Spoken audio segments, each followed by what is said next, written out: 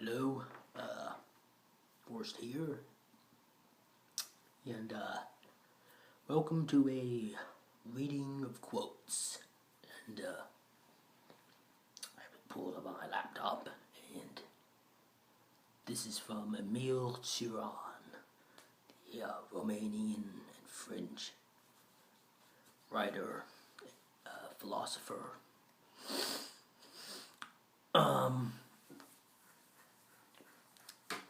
Considered a pessimist, a sort of dwelled on topics of suffering, death, insomnia, birth. So I recommend reading him if you're into that sort of stuff. And this is from his book On the Heights of Despair, and I'll read some quotes here. I don't need any support, advice, or compassion, because even if I am the most ruinous man, I still feel so powerful, so strong and fierce. For I'm the only one that lives without hope. There are questions which, once approached, either isolate you or kill you outright. One of the greatest delusions of the average man is to forget that life is death's prisoner.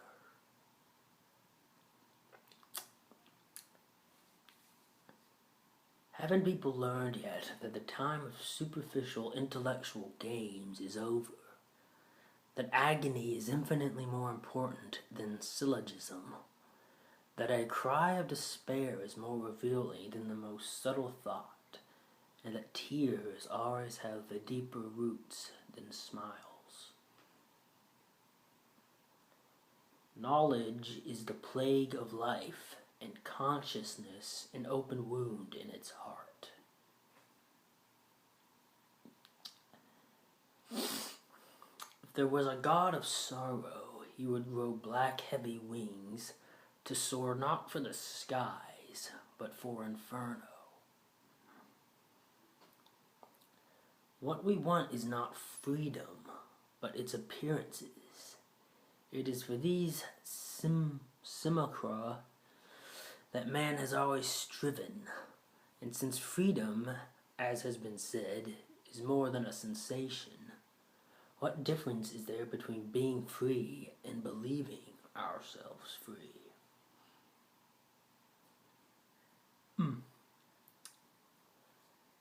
I don't understand why we must do things in this world, why we must have friends and aspirations, hopes and dreams.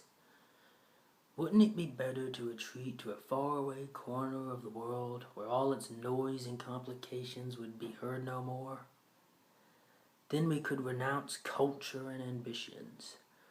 We would lose everything and gain nothing, for what is there to be gained from this world?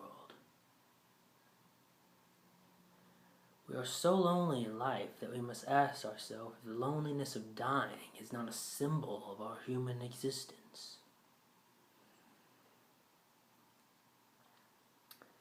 If I were to be totally sincere, I would say that I do not know why I live and why I do not stop living. The answer probably lies in the irrational character of life, which maintains itself without reason.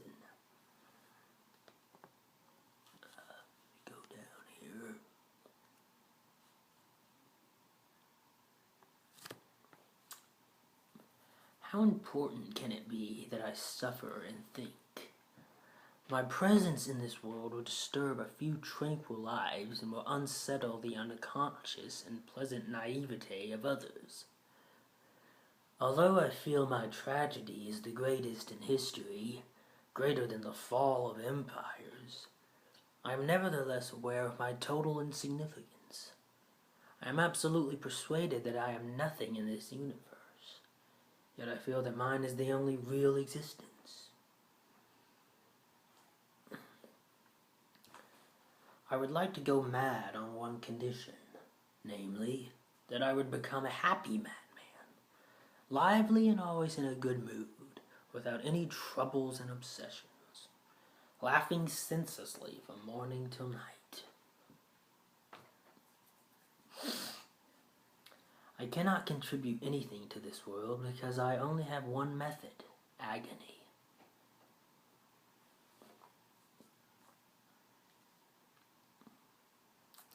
The deepest and most organic death is death in solitude, when even light becomes a principle of death.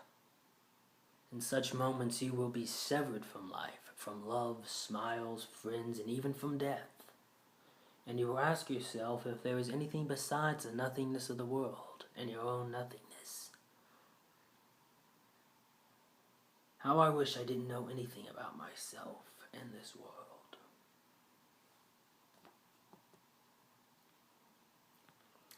How good it would be if one could die by throwing oneself into an infinite void.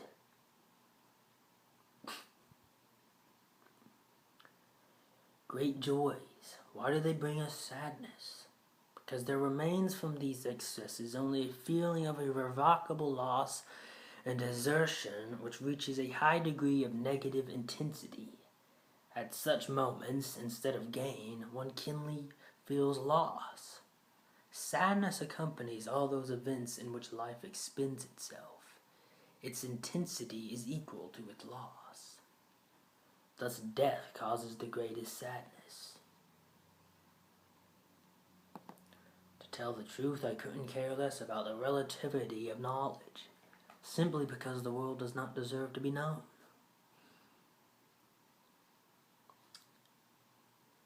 We are fulfilled only when we aspire to nothing, when we are impregnated by that nothing to the point of intoxication. I like thought which preserves a whiff of flesh and blood, and I prefer 1,000 times an idea arising from sexual tension or nervous depression to empty abstraction.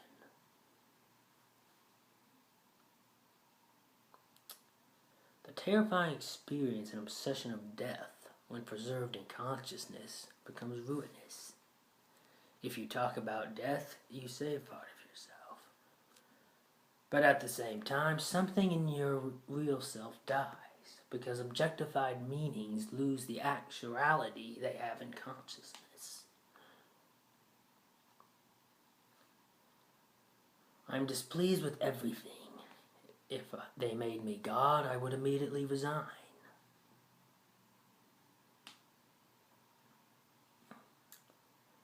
As far as I am concerned, I resign from humanity. I no longer want to be, nor can still be, a man. What should I do?